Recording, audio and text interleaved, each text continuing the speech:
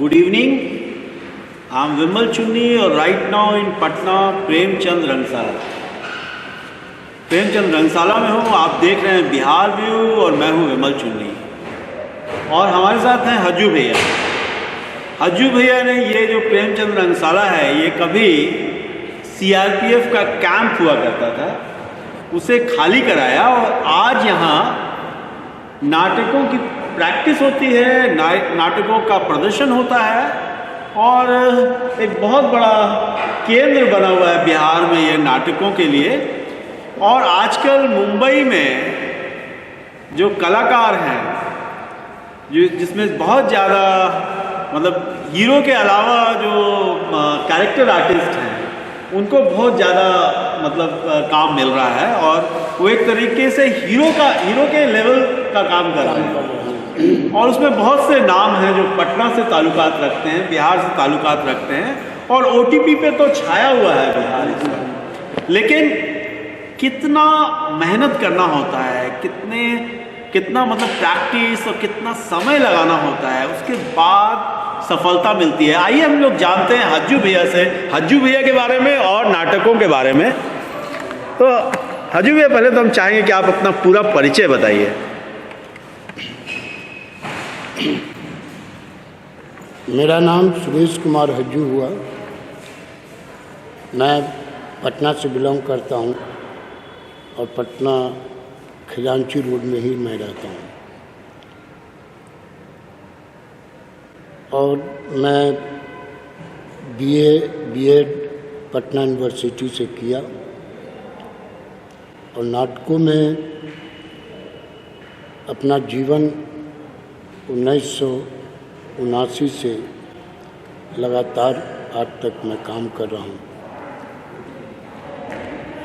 सबसे पहली बात है कि उन बच्चों को मैं अपने साथ लिया जो स्लम एरिया से आते हैं। उन्हें साल में 2 बार वर्कशॉप के माध्यम से उसे रंगमंच की जितनी भी खूबियाँ बेखूबियाँ जो चीज़ें होती हैं उन्हें हटाकर रंगमंच के गुण उन्हें सिखाने का कोशिश किया और मंच मुहैया आज तक कराता आ रहा हूँ, जिसमें बच्चे बहुत सारे, कोई उसमें से इंजीनियर बन गया, कोई डॉक्टर बन गया, कोई पत्रकार बन गया। इसी तरीके से लोग बढ़ते गए। फिल्मों में भी अपनी एक छाप छोड़ रहा है, अभी भी छोड़ रहा है। बहुत सारे लोग काम के बदौलत एक अपना पहचान बना रहे हैं बॉम्बे में। आप जानते हैं कि वहाँ कितना कठिन है। लेकिन आज मुझे खुशी इस बात की होती है कि जितने भी बच्चे बच्चियाँ जो गए हैं वो आज एक अच्छे मुकाम पर हैं, पहुँचे हुए हैं। और मुझे उम्मीद है कि जाने वाले जितने भी बच्चे बच्चियाँ होते हैं वो वहाँ जाकर रिटर्न नहीं होते, काम करते हैं और काम कर रहे हैं। ऐसे मैं पटना में तो कंटिन्यू रहता हूँ। प्रेमचंद रंगशाला है जहाँ मैं सुबह से लेकर शाम रात 9 बजे तक कंटिन्यू, गैप सिर्फ खाने का होता है 2-3 घंटा के लिए, फिर मैं यहाँ प्रेजेंट रहता हूँ। और उसी में तो नए बच्चे आते हैं, नए लोग को लेते हैं, बड़े भी स्टूडेंट भी लोग आते हैं, उन्हें भी मैं सिखाता हूँ और काम कर रहा हूँ और करता भी हूँ और करते रहूँगा भी। और मेरी ख्वाहिश, मेरी सोच जो है कि जो भी लड़के मेरे पास आए, जो आते हैं, उनको पूरी एक्टिविटीज़, सांस्कृतिक जो कार्यक्रम होता है, जो गतिविधि होती है, उसको मैं करवाकर खुद उसमें एक्ट करके मैं लोग को भी बताता हूँ कि मुझे ये चीज़ होना चाहिए और मुझे ये चीज़ चाहिए। क्योंकि अभी नए लोग होते हैं, उसको करके दिखाना ही तभी वो समझेगा, नहीं तो मैं अडेप्ट करने के लिए कहता हूँ कि मेरे को अडेप्ट करो। जब उस तरीके से अडेप्ट कर लोगे तो कुछ तुम्हारे दिमाग में बात बनेगा और समझ में आया कि अरे सर जब ऐसे करते तो मुझे क्यों नहीं होता है, मुझसे क्यों नहीं होता है। तो वो कहीं ना कहीं कंपटीशन की भावना जागता है और वो कंपटीशन की भावना जागने पर वो लड़के आगे बढ़कर कुछ करना शुरू कर देते हैं। जैसे मैं इम्प्रोवाइजेशन ही सब करवाता हूँ तो उसमें वो बहुत सारी चीज़ें अपने आप में करने की कोशिश करते हैं। तो हजू जी, बेसिकली बिहार की जब भी बात होती है तो बिहार से कुछ चीज़ें पूरे भारत में बिहार में देखी जाती हैं। जैसे एक तो बिहार में देखा जाता है कि बिहार में लोग पॉलिटिक्स में बहुत रुचि रखते हैं। दूसरा, बिहार में देखा जाता है क्राइम। तीसरा, देखा जाता है कि रोज़गार के लिए, हर तरह की नौकरी के लिए, सरकारी नौकरी के लिए लोग, युवा जो हैं लगे हुए हैं, चाहे वो रेलवे की नौकरी हो, फौज की नौकरी हो या बैंक की नौकरी हो, उसके लिए कंपटीशन पे कंपटीशन, कई कोचिंग इंस्टीट्यूट्स बहुत सारे मतलब भरे पड़े हैं। हाँ, और पूरे भारत में सरकारी नौकरी के लिए बिहार के बच्चे, और जो सरकारी नौकरी नहीं भी है वो भी रोज़गार के चक्कर में दूर दूर तक जाने के लिए तैयार रहते हैं। हाँ। अभी जो है, अभी फिल्मों में, बॉलीवुड में और OTT प्लेटफॉर्म्स में बिहार की कहानियाँ और बिहार की फिल्में, मतलब जो बिहार में नहीं बनी है, बॉम्बे में ही बनी है, लेकिन बिहार की स्टोरीज वो ले रहे हैं।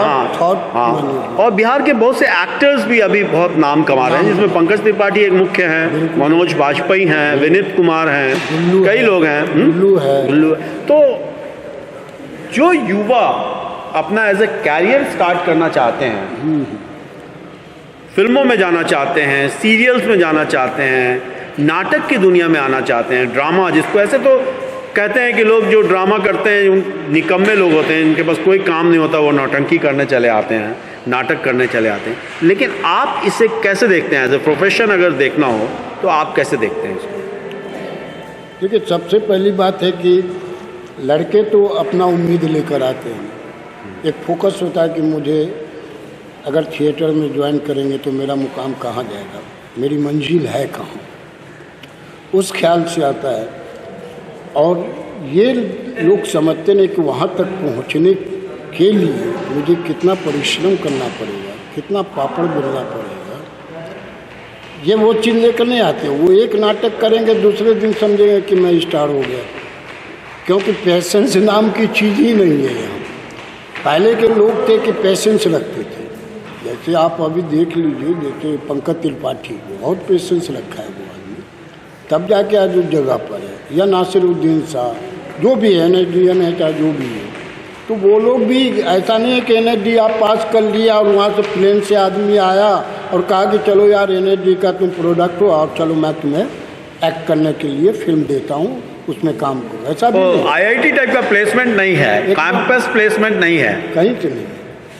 तो वो भी उतना दिन उसको देना ही पड़ेगा। स्ट्रगल होता है, क्योंकि बॉम्बे का पढ़ाई अलग है, उसका सोच अलग है। हमारा सोच तो है कि थिएटर करते हैं भाई, थिएटर करते हैं और उसमें हम एक्ट करते हैं, सब कुछ है। लेकिन वहाँ आप कितना आप कुछ करके जाइएगा तो वहाँ आपको ज़ीरो बनकर ही काम करना पड़ेगा और उस डायरेक्टर के मुताबिक या प्रोड्यूसर के मुताबिक ही आपको काम करना होगा।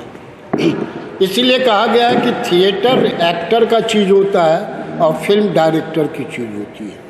डायरेक्टर जो उसका थॉट है, जो उसकी समझ है, अगर आप उसमें खड़े उतरेंगे तब तो ओके करेगा, और नहीं तो फिर रीटेक करते करते कि एक ऐसा समय है कि अगर आप 10-20 रीटेक कर दिया तो माँ बहन भी आप सुनने के लिए तैयार रहिए। ये बम्बईया स्टाइल है, तो उसमें आपको उस रूप से खड़ा होना पड़ेगा, तभी जाके। आज पंकज त्रिपाठी हो, गुल्लू, अभी देखिए गुल्लू अभी मुश्किल से 1 साल के अंदर में वो कहाँ से कहाँ बढ़ते जा रहा है, और एक दिन आएगा कि पंकज के पैरेलल में आ जाएगा वो लड़का। तो वो भी हमारे ही साथ किया, हमारे ही साथ रहा, हम भी उसको काम दिलाए। गुटरगू में देखिए फर्स्ट फिल्म था उसका, उस गुटरगू में मैं उसको मेन हीरो में कहा कि इसको दे दीजिए, तो वो दे दिया। अस्मिता शर्मा जी है। तो उस तरीके से हमारा कॉपरेट रहता है कि मैं नहीं जा पाऊँ या मैं नहीं गया अभी तक, ना NSD किया ना कहीं कुछ किए, क्योंकि मैं ज़मीनी पढ़ाई पढ़ा हूँ। और वही मुझे लगता है कि आज के लिए उससे बढ़िया पढ़ाई कोई चीज़ नहीं हो सकता है।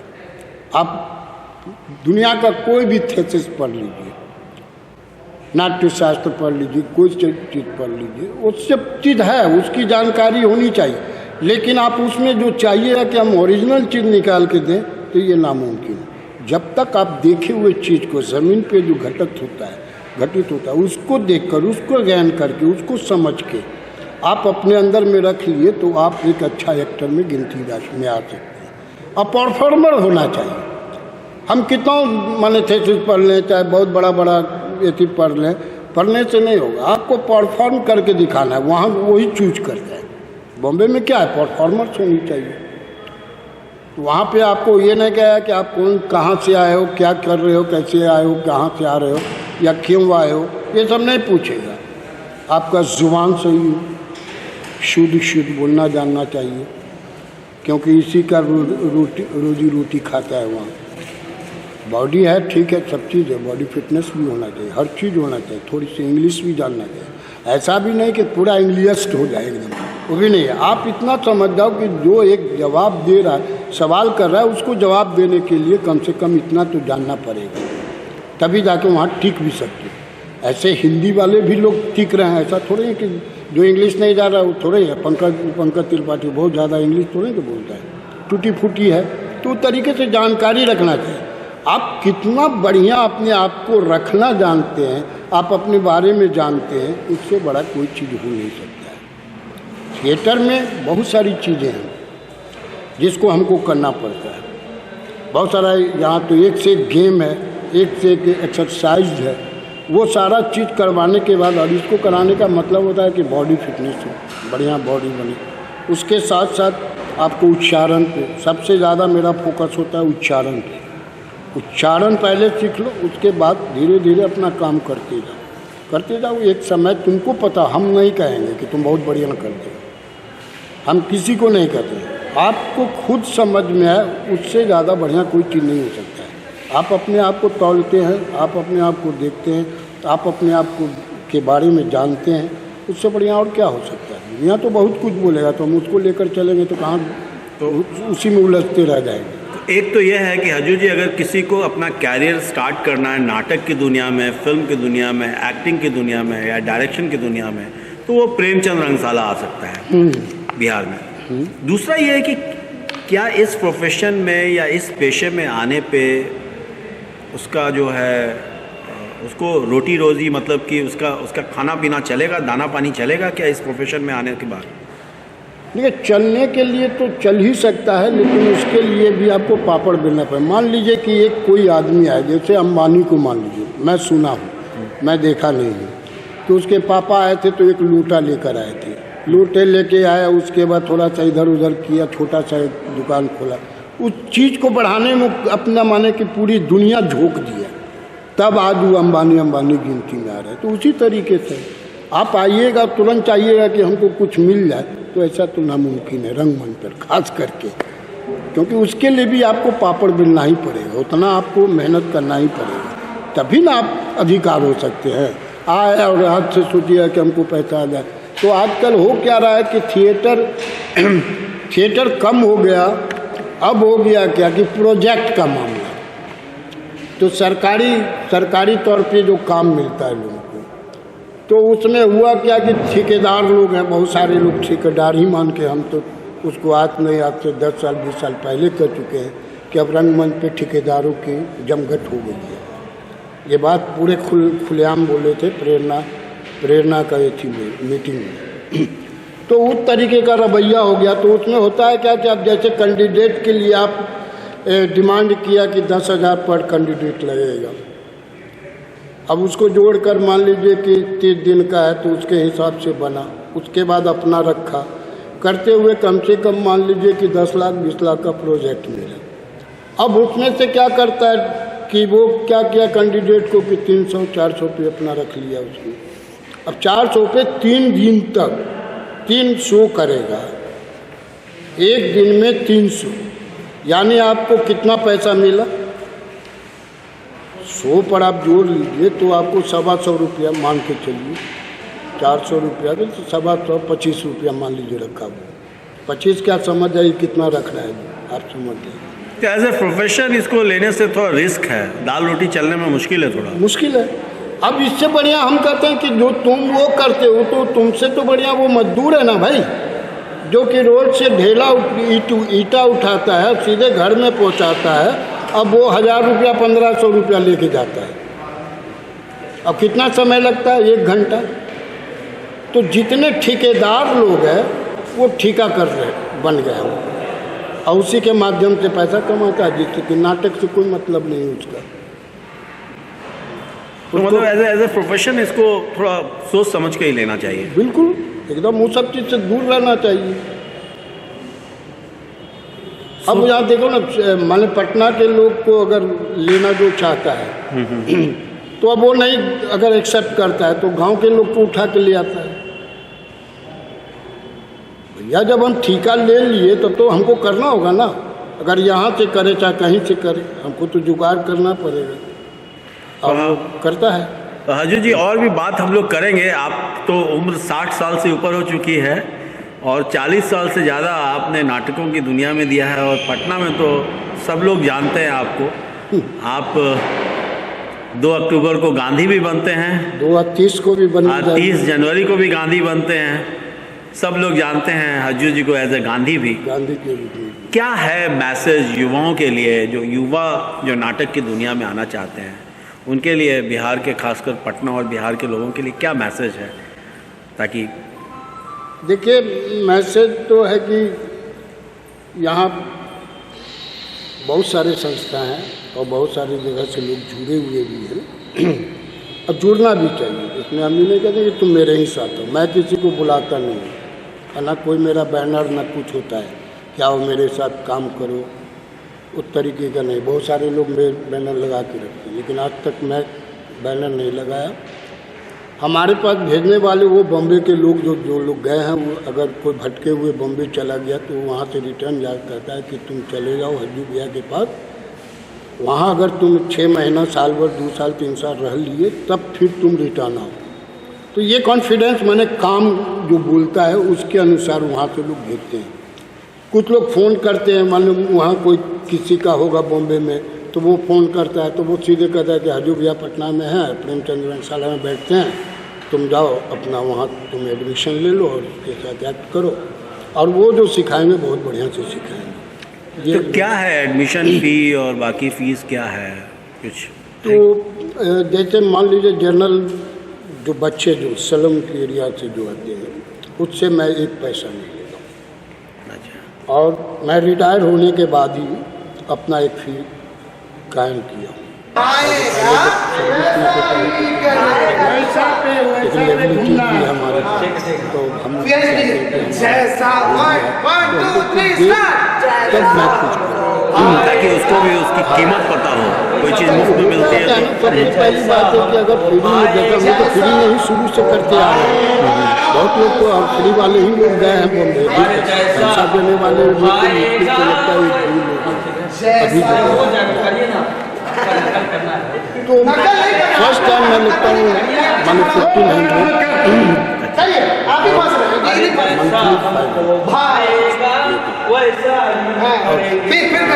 अरे जैसा हमको भाएगा वैसा ही करेंगे, फिर से जैसा हमको भाएगा ये तो कैंडिडेट को नहीं है। क्या है भलाई ना इसकी परवाह, जैसे मेरा दोस्त है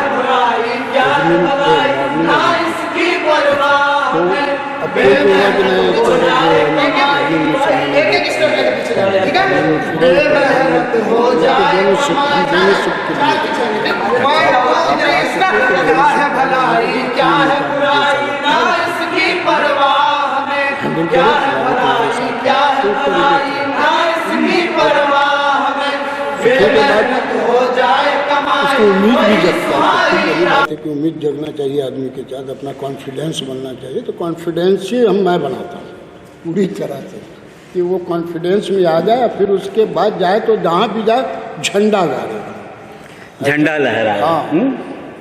तो यानी पटना और बिहार से जो लोग नाटक की दुनिया में, फिल्म की दुनिया में और OTT की दुनिया में आना चाहते हैं, वो प्रेमचंद रंगशाला हैं। सिर्फ हजू भैया नहीं, और भी लोग हैं, बहुत लोग हैं। बहुत लोग हैं। सो हजू भैया को मैं करीब 35-40 साल से तो ज़रूर जानता हूँ और बाकी लोगों को भी जानता हूँ। सो मैंने सोचा हजू भैया को दिखाना ज़रूरी है, क्योंकि नाटक में भी इस बार जब मैं बाहर कई राज्यों में घूम रहा था तो कई ऐसे स्टोरीज़ की बात चल रही थी जो OTT पे भी काफ़ी चर्चित है और वो सब का बैकग्राउंड जो है बिहार से है। तो हमने सोचा कि भाई जो कलाकार हैं पटना से निकल रहे हैं, तो पटना में कहाँ से निकल रहे हैं, तो पटना में 2 ही जगह है, या तो प्रेमचंद रंगशाला या कालिदास रंगालय। सो आप देख रहे हैं बिहार व्यू। मैं हूँ विमल चुन्नी और मेरे साथ थे हजू भैया, और हम लोग हैं इस वक्त प्रेमचंद रंगशाला में। आज की बातचीत को यही विराम देते हैं, फिर मिलेंगे और फिर आगे बातचीत होगी। धन्यवाद। धन्यवाद।